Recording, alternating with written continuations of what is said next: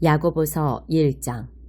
하나님과 주 예수의 종인 나 야고보는 다가올 그 나라를 바라보며 이 땅에서 뿔뿔이 흩어져 살아가는 12지파에게 편지합니다. 평안하신지요? 시련을 견디는 믿음. 친구 여러분, 시험과 도전이 사방에서 여러분에게 닥쳐올 때 그것을 더할 나위 없는 선물로 여기십시오. 여러분도 알다시피 시련을 겪을수록 여러분의 믿음 생활은 훤히 그 실체가 드러날 것입니다. 그러니 성급하게 시련에서 벗어나려고 하지 마십시오. 시련을 충분히 참고 견디십시오. 그러면 여러분은 성숙하고 잘 다듬어진 사람, 어느 모로 보나 부족함이 없는 사람이 될 것입니다. 여러분이 무엇을 어떻게 해야 할지 모르겠거든 아버지께 기도하십시오. 그분은 기꺼이 도와주시는 분이십니다. 여러분은 그분의 도우심을 받게 될 것이며 그분의 도우심을 구할 때 부끄러움을 당하지 않을 것입니다. 망설이지 말고 믿음을 가지고 담대히 구하십시오. 기도해 놓고 염려하는 사람은 바람에 밀려 출렁이는 물결과 같습니다. 그런 식으로 태도를 정하지 않은 채 바다에 표류하는 사람은 주님께 무언가 받을 생각을 하지 마십시오. 망했던 사람이 다시 일어설 기회를 얻거든 박수를 보내십시오. 거들먹거리던 부자가 곤두박질 쳐도 박수를 보내십시오. 부귀영화는 들꽃처럼 덧없는 것이니 거기에 기대지 마십시오. 여러분은 해가 떠서 뜨거운 열을 뿜으면 꽃이 시든다는 것을 잘 알고 있습니다. 꽃잎은 시들고 그 아름답던 모습도 어느새 바싹 마른 꽃대로 변하고 맙니다. 부유한 삶의 모습은 그러합니다. 부유한 삶은 모든 사람이 바라보면서 감탄하는 순간에 온데간데 없이 사라지고 맙니다. 시련을 정면으로 맞서서 견뎌내는 사람은 대단히 복된 사람입니다. 그렇게 성실하게 하나님을 사랑하는 사람은 생명의 상급을 받을 것입니다. 악에 빠질 위험에 처한 사람을 보거든 하나님이 나를 넘어뜨리려 한다고 함부로 말하지 못하게 하십시오. 하나님께서는 악에 영향받는 분도 아니시며 누군가의 앞길에 악을 들이미는 분도 아니십니다. 유혹을 받아 악에 굴복하는 것은 전적으로 우리 자신입니다. 우리는 누구도 탓해서는 안 됩니다. 탓하려면 자꾸 곁눈질하고 유혹에 이끌리는 우리 자신의 타오르는 욕심을 탓할 것밖에 없습니다. 욕심이 잉태하면 죄를 낳습니다. 그리고 죄가 자라서 어른이 되면 진짜 살인자가 됩니다. 그러니 사랑하는 친구 여러분, 가던 길에서 벗어나지 마십시오. 모든 바람직하고 유익한 선물은 하늘로부터 옵니다. 빛의 아버지로부터 폭포처럼 하염없이 내려옵니다. 하나님께는 속임수나 겉과 속이 다르거나 변덕스러운 것이 전혀 없습니다. 그분께서는 참된 말씀으로 우리를 소생시키시고 우리를 모든 피조물의 머리로 삼아 돋보이게 하셨습니다. 들은 그대로 행하십시오.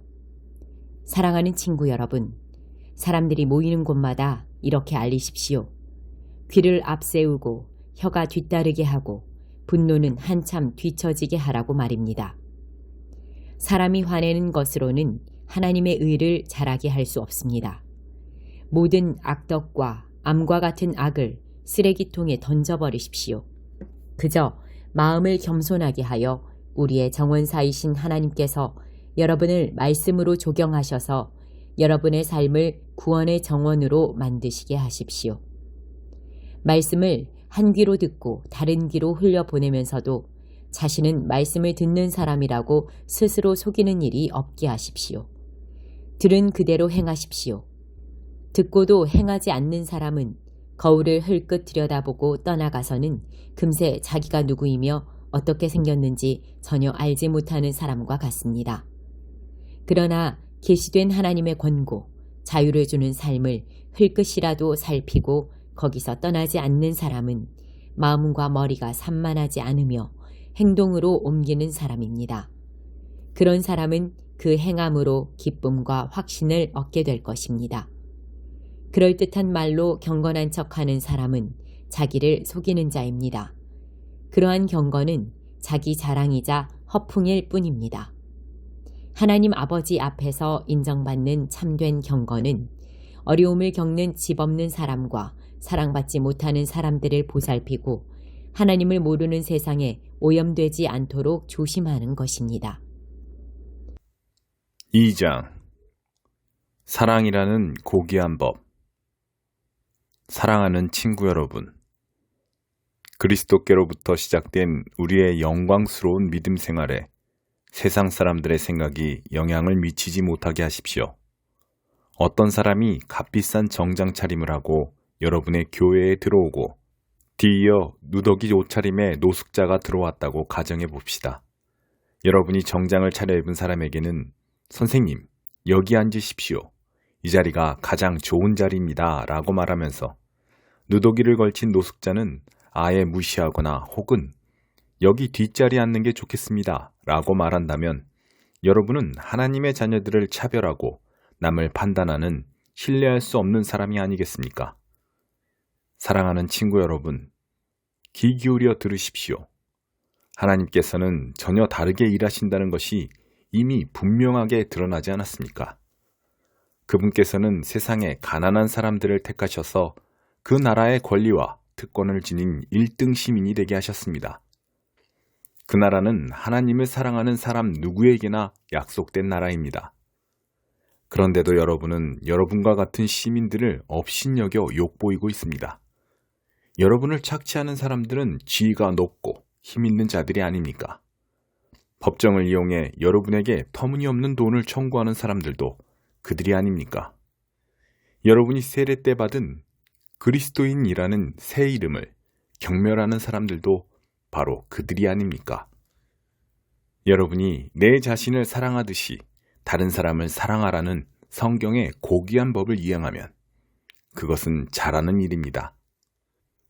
그러나 여러분이 이른바 유력인사라고 하는 자들을 우대한다면 그것은 성경의 법을 어기는 것이고 여러분은 그 일로 말미암아 범법자가 됩니다. 여러분은 하나님의 율법 가운데 이러저러한 조항만 선택할 수 없고 특별히 한두 가지는 지키고 다른 것들을 무시할 수는 없습니다. 간음하지 말라고 하신 하나님께서 또한 살인하지 말라고 하셨습니다. 여러분이 간음하지는 않았으나 살인을 저질렀다고 가정해 봅시다. 그러면 여러분은 나는 간음하지 않았으니 그것으로 나의 살인죄가 상쇄될 거야 라고 생각하겠습니까? 그럴 수 없습니다. 여러분은 결국 살인범입니다. 여러분은 우리에게 자유를 주는 그 법에 따라 심판을 기다리는 사람처럼 말하고 행동하십시오. 여러분이 친절하게 행동하지 않으면 친절한 대우받기를 기대할 수 없을 것입니다. 친절한 자비는 언제나 무자비한 심판을 이깁니다. 행함이 있는 믿음. 사랑하는 친구 여러분, 여러분은 온갖 옳은 말씀을 배우기만 하고 아무것도 행하지 않으면서 잘 되기를 바랍니까? 어떤 사람이 믿음을 논하기만 하고 전혀 실천하지 않는다면 그 사람에게 믿음이 실제로 있는 것이겠습니까?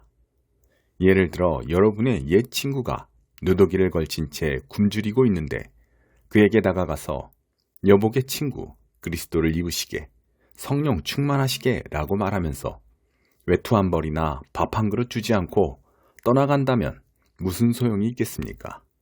하나님의 말만 앞세우고 하나님의 행함이 없다면 그것은 터무니없는 짓임이 분명하지 않습니까? 벌써 여러분 가운데 누군가가 좋습니다. 당신이 믿음을 맡으면 나는 행함을 맡겠습니다. 라고 말하는 소리가 들립니다. 성급하게 판단하지 마십시오. 내가 행함이 없는 믿음을 보여줄 수 없듯이 여러분도 믿음 없는 행함을 보여줄 수 없습니다. 믿음과 행함, 행함과 믿음은 뗄래야 뗄 수 없는 관계입니다. 여러분은 한 분이신 하나님을 믿는다고 공언하면서 마치 그것으로 대단한 일을 했다는 듯이 뒷짐을 진 채 만족해 하더군요. 참 대단하십니다. 마귀들도 그렇게 합니다만 그것이 무슨 소용이 있겠습니까? 생각을 좀 해보십시오. 여러분은 믿음과 행함을 갈라놓고도 그것을 계속 죽지 않게 할 수 있다고 생각하는 것입니까? 우리 조상 아브라함이 자기 아들 이삭을 번제단에 바칠 때 행함으로 하나님과 바른 관계를 맺은 것이 아닙니까? 믿음과 행함은 함께 멍에를 맨 동반자임이 분명하지 않습니까? 믿음은 행함으로 나타나는 것이 아닙니까? 행함이 믿음의 행위라는 것은 다 아는 사실이 아닙니까? 성경은 아브라함이 하나님을 믿어 하나님과 바른 관계를 맺었다고 했는데 여기서 믿는다는 말의 온전한 의미는 그의 행위까지 담고 있습니다. 아브라함이 하나님의 벗이라는 이름을 얻게 된 것은 그가 믿음과 행위를 하나로 조화시켰기 때문이 아닙니까? 사람이 하나님과 바른 관계를 맺는 것은 열매 맺지 못하는 믿음으로 되는 것이 아니라 행함으로 열매를 맺는 믿음으로 되는 것이 분명하지 않습니까? 여리고의 창녀 라합의 경우가 그러했습니다. 하나님이 그녀를 귀하게 여기신 것은 하나님의 정탐꾼들을 숨겨주고 그들의 탈출을 도운 행위, 곧 믿음과 행함의 빈틈없는 일치 때문이 아니었습니까? 여러분이 육체와 영을 분리시키는 바로 그 순간에 여러분은 싸늘한 시체가 되고 맙니다. 믿음과 행함을 분리시켜 보십시오. 여러분이 얻을 것은 시체뿐입니다. 3장 말의 힘. 친구 여러분, 성급하게 선생이 되려고 하지 마십시오. 가르침에는 막중한 책임이 따릅니다. 선생은 가장 엄격한 기준을 적용받습니다. 우리 가운데 완전한 자격을 갖춘 사람은 하나도 없습니다. 우리는 입을 열 때마다 거의 매번 실수를 저지릅니다. 온전히 참된 말을 하는 사람을 만난다면 여러분은 삶을 완벽하게 제어하는 완전한 사람을 보고 있는 것입니다. 말의 입에 물린 재갈이 말의 온몸을 통제합니다. 큰 배라도 능숙한 선장의 손에 작은 키가 잡혀 있으면 그 배는 아무리 거센 풍랑을 만나도 항로를 벗어나지 않습니다. 여러분의 입에서 나오는 말이 하찮아 보이지만 그 말은 무슨 일이든 성취하거나 파괴할 수 있습니다. 잊지 마십시오. 아주 작은 불꽃이라도 큰 산불을 낼 수 있습니다. 여러분의 입에서 나오는 부주의한 말이나 부적절한 말이 그 같은 일을 합니다. 우리는 말로 세상을 파괴할 수도 있고 조화를 무질서로 바꿀 수도 있고 명성에 먹칠을 할 수도 있고 지옥 구덩이에서 올라오는 연기처럼 온 세상을 허망하게 사라지게 할 수도 있습니다. 두려운 일이 아닐 수 없습니다. 여러분이 호랑이는 길들일 수 있지만 혀는 길들일 수 없습니다. 이제껏 혀를 길들인 사람은 아무도 없었습니다. 혀는 사납게 날뛰는 무자비한 살인자입니다. 우리는 혀로 하나님 우리 아버지를 찬양하기도 하고 바로 그 혀로 하나님이 자기 형상대로 지으신 사람들을 저주하기도 합니다. 한 입에서 저주도 나오고 찬양도 나옵니다. 친구 여러분, 그런 일이 계속 일어나서는 안 됩니다. 샘이 하루는 단물을 내고 다음 날은 쓴물을 낼 수 있겠습니까? 사과나무가 딸기를 낼 수 있습니까? 딸기 덩굴이 사과를 낼 수 있습니까? 더러운 진흙 구덩이에서 맑고 시원한 물 한 잔을 얻을 수 있겠습니까? 참된 지혜. 지혜롭다는 평가를 듣고 싶습니까? 지혜롭다는 평판을 쌓고 싶습니까? 여기 여러분이 할 일이 있습니다. 제대로 살고 지혜롭게 살고 겸손하게 사십시오. 중요한 것은 여러분의 말하는 방식이 아니라 사는 방식입니다. 야비한 야심은 지혜가 아닙니다. 스스로 지혜롭다고 뽐내는 것도 지혜가 아닙니다. 지혜롭게 보이려고 진실을 왜곡해 말하는 것도 지혜가 아닙니다. 그것은 지혜와는 한참 거리가 멉니다. 그것은 짐승같이 약삭 빠르고 악마같이 교활한 속임수일 뿐입니다. 여러분이 다른 사람보다 더 낮게 보이려고 하거나 다른 사람을 이기려고 할 때마다 일은 엉망이 되고 서로 멱살을 잡는 것으로 끝나고 말 것입니다. 참된 지혜, 하나님의 지혜는 거룩한 삶에서 시작됩니다. 참된 지혜의 특징은 다른 사람들과 평화롭게 지내는 것입니다. 참된 지혜는 온유하고 이치에 맞으며 자비와 축복이 넘칩니다. 하루는 뜨겁고 다음 날은 차갑고 하지 않습니다. 겉과 속이 다르지 않습니다. 여러분이 서로 평화롭게 지내고 품위와 예의를 갖춰 서로를 대하려고 노력한다면 여러분은 하나님과 바른 관계를 맺고 사는 건강하고 튼튼한 공동체를 세우고 그 열매 또한 맛보게 될 것입니다. 4장 하나님 뜻대로 사는 삶. 여러분은 이 모든 형편없는 싸움과 다툼이 어디에서 비롯된다고 생각합니까? 그냥 일어나는 일이라고 생각합니까? 곰곰이 생각해 보십시오. 그런 일이 일어나는 것은 여러분이 자기 마음대로 하려 하고 싸워서라도 그렇게 하려는 마음이 여러분 깊은 곳에 있기 때문입니다. 여러분은 자신이 갖지 못한 것을 탐하고 살인까지 해서라도 그것을 얻으려고 합니다. 여러분의 것이 아닌 것을 가지려다가 폭력까지 휘두르고 맙니다. 여러분은 그런 것을 달라고 하나님께 구하지는 않겠지요. 그 이유가 무엇입니까? 여러분이 가질 권리가 없는 것을 구하고 있음을 잘 알기 때문입니다. 여러분은 매번 자기 마음대로 하려고 하니 버릇없는 아이와 같습니다.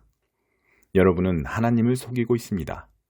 온통 자기 마음대로 살거나 기회 있을 때마다 세상과 놀아나는 것이 여러분이 원하는 바라면 여러분은 결국 하나님의 원수가 되어 하나님과 그분의 길을 거스르고 말 것입니다. 여러분은 하나님께서 관심하지 않으신다고 생각합니까? 잠언은 하나님은 맹렬히 질투하는 여인이시다 라고 말합니다. 그분께서 사랑으로 주시는 것은 여러분이 얻고자 하는 다른 어떤 것보다 훨씬 나은 것입니다. 하나님은 자기 마음대로 하려는 교만한 자들을 대적하시고 기꺼이 자기를 낮추는 사람들에게는 은혜를 베푸신다는 말씀은 누구나 아는 사실입니다. 그러니 하나님이 여러분 안에서 그분 뜻대로 일하시게 해드리십시오. 마귀에게는 큰 소리로 안 돼 하고 외치고 마귀가 날뛰지 않는지 주시하십시오. 하나님께는 조용히 예 라고 말씀드리십시오. 그러면 하나님께서 즉시 여러분 곁에 계실 것입니다. 죄에서 손을 떼십시오. 내면의 삶을 깨끗게 하십시오. 여기저기 끼웃거리지 마십시오. 땅을 치며 하염없이 우십시오. 놀고 즐기는 일은 끝났습니다. 신중하게, 참으로 신중하게 처신하십시오. 주님 앞에 무릎을 꿇으십시오. 여러분이 일어설 수 있는 길은 그 길뿐입니다. 친구 여러분, 서로 헐뜯지 마십시오. 그런 식의 험담은 하나님의 말씀, 그분의 메시지, 그분의 고귀한 법을 짓밟는 행위입니다. 여러분은 메시지를 존중해야지 거기에 낙서를 해서는 안 됩니다. 사람의 운명은 하나님이 정하십니다. 도대체 여러분이 누구이기에 다른 사람의 운명에 간섭할 수 있단 말입니까? 한 줌 안개와 같은 인생. 오늘이나 내일 이러저러한 도시에 가서 1년 정도 머물면서 사업을 시작해 큰 돈을 벌어야겠다고 건방진 소리를 하는 여러분에게 한마디 하겠습니다. 여러분은 내일에 대해 아무것도 알지 못합니다. 여러분은 햇빛이 조금만 비춰도 금세 사라지고 마는 한 줌 안개에 지나지 않습니다. 오히려 주님이 원하셔서 우리가 살게 된다면 이러저러한 일을 하겠다고 말하는 습관을 들이십시오. 사실 여러분은 우쭐거리는 자아로 가득 차 있습니다. 그런 자만은 다 악한 것입니다. 여러분이 옳은 일을 할 줄 알면서도 하지 않는 것, 그것이 바로 여러분의 죄악입니다. 5장 부자들에게 주는 경고. 마지막으로 거만하게 구는 부자들에게 말합니다. 슬퍼하며 몇 가지 가르침을 받으십시오. 그대들은 재난이 닥칠 때 눈물을 담을 양동이가 필요할 것입니다. 그대들의 돈은 썩었고 그대들의 좋은 옷은 역겹기 그지없습니다. 그대들의 탐욕스런 사치품은 내장에 생긴 암과 같아서 안에서부터 그대들의 생명을 파괴하고 있습니다. 그대들은 스스로 재물을 쌓아 올렸다고 생각하겠지만 그대들이 쌓아 올린 것은 다름 아닌 심판입니다. 그대들에게 착취당하고 갈취당한 일꾼들이 심판을 요구하며 부르짖고 있습니다. 그대들에게 이용당하고 혹사당한 일꾼들의 신음소리가 원수를 갚아주시는 주님의 귀에 쟁쟁이 울리고 있습니다. 그대들은 땅을 착취해 배를 불렸으면서도 그 땅에 돌려줄 것은 유난히도 뚱뚱한 그대들의 시신밖에 없습니다. 사실 그대들이 한 일은 묵묵히 당하기만 하는 더할 나위 없이 선한 사람들을 정죄하고 죽인 것이 전부입니다. 친구 여러분, 주님이 오실 때까지 참고 기다리십시오. 여러분도 알다시피 농부들은 늘 이렇게 합니다. 농부들은 귀한 곡식이 자라기를 기다립니다. 더디지만 비가 내려 분명한 결과를 낼 것을 인내심을 가지고 기다립니다. 여러분도 그렇게 참고 기다리십시오. 마음을 한결같이 강하게 하십시오. 주님은 언제라도 오실 수 있습니다. 친구 여러분, 서로 원망하지 마십시오. 여러분도 알다시피 훨씬 큰 원망이 여러분을 기다리고 있을지 모릅니다. 심판하실 분께서 가까이 와 계십니다.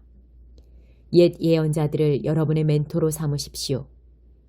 그들은 모든 것을 참았고 온갖 고난을 겪으면서도 멈추지 않고 언제나 하나님을 경외했습니다. 끝까지 경주를 마친 사람들에게는 하나님께서 생명을 선물로 주실 것입니다. 물론 여러분은 욥의 인내에 대해 들었을 것입니다. 하나님께서 마지막에 어떻게 그에게 모든 것을 회복해 주셨는지도 알 것입니다. 하나님께서 그렇게 하신 것은 그분은 돌보시는 분, 사소한 일까지 세세하게 보살펴 주시는 분이기 때문입니다. 하나님은 돌보시는 분임을 알았으니 이제 여러분의 말로 그 사실을 알리십시오. 여러분의 말에 맹세하건대 같은 표현을 덧붙이지 마십시오. 하나님을 재촉하려고 맹세를 덧붙이는 조급함을 보이지 마십시오. 그저 예라고 하거나 아니요라고만 하십시오. 참된 것만 말하십시오. 그래야 여러분의 말이 여러분을 거스르는 데 사용되지 않을 것입니다. 하나님이 헤아리시는 기도. 고통을 겪고 있습니까? 기도하십시오. 기분이 몹시 좋습니까? 찬양하십시오. 아픈 데가 있습니까? 교회의 지도자들을 불러 주님의 이름으로 함께 기도하고 기름을 발라달라고 하십시오. 믿음으로 드리는 기도는 여러분을 낫게 해줄 것입니다. 예수께서 여러분을 일으켜 주실 것입니다. 또한 죄를 지은 것이 있으면 용서받을 것입니다. 안팎이 모두 치유될 것입니다. 여러분 모두가 함께 실천할 것이 있습니다. 서로 죄를 고백하고 서로를 위해 기도하십시오. 그러면 여러분의 병이 낫고 온전해져서 더불어 살 수 있을 것입니다. 하나님과 바른 관계를 맺고 사는 사람의 기도는 하나님께서 헤아리실 만큼 강력한 힘을 발휘합니다. 예컨대 엘리야는 우리와 똑같은 사람이었으나 비가 오지 않게 해달라고 간절히 기도하자 비가 내리지 않았습니다. 3년 6개월 동안 한 방울도 내리지 않았습니다. 그 후에 비를 내려달라고 기도하자 비가 내렸습니다. 소나기가 내려 모든 것이 다시 자라기 시작했습니다. 사랑하는 친구 여러분, 하나님의 진리에서 떠난 사람들을 알고 있거든 그들을 포기하지 마십시오. 그들을 찾아가십시오. 그들을 돌아서게 하십시오. 이는 귀한 생명들을 파멸해서 건져내는 일이며 하나님을 등지는 일이 전염병처럼 퍼지는 것을 막는 일입니다. 아멘.